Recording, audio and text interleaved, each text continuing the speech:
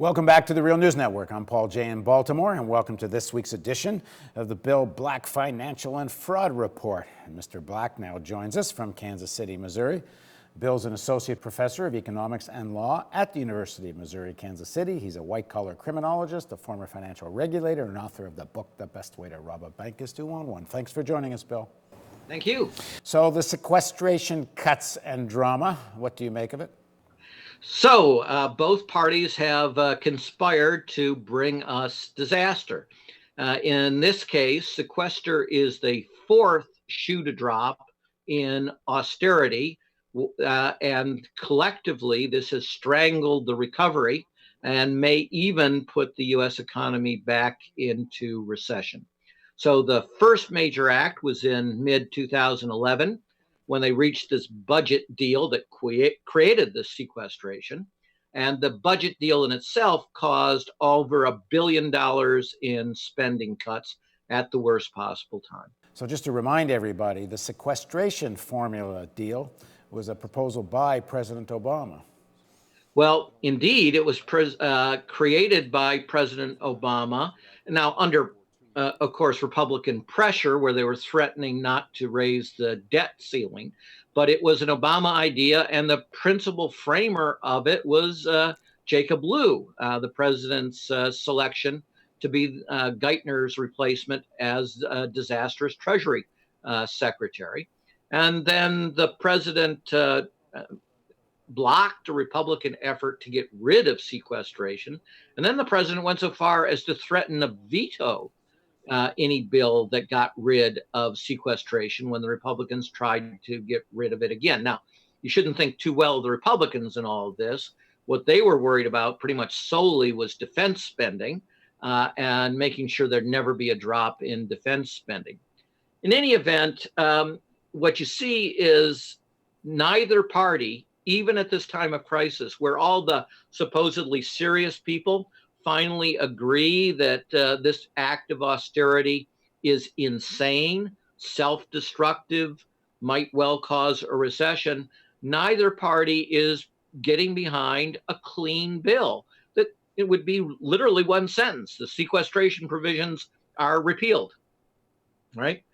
And we could be free of at least that aspect of the insanity. We'd still have the debt ceiling insanity, but the sequestration, we would no longer be shooting ourselves not in the foot, but substantially farther up our anatomy.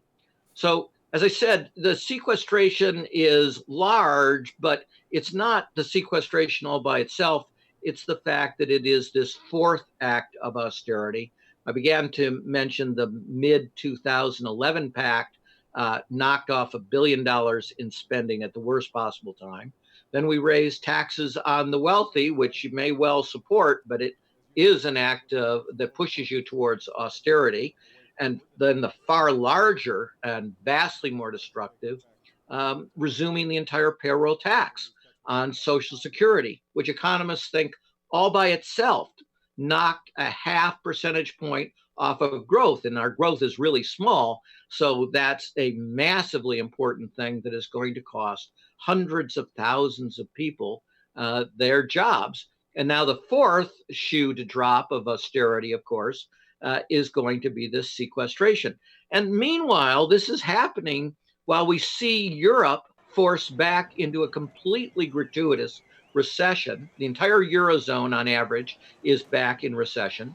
And the European Commissions have just come out with dreadful projections saying things are going to get worse. Spain just announced today that a single bank that they were bailing out, or which is really seven failed thrift type entities, is going to cost them roughly $25 billion just this year. And Spain's a large economy, but nowhere close to the United States. So this is bigger by far than the most expensive U.S. banking failure in history, all occurring in Spain, all being driven both by the bubble and fraud, and then this self-inflicted wound of austerity.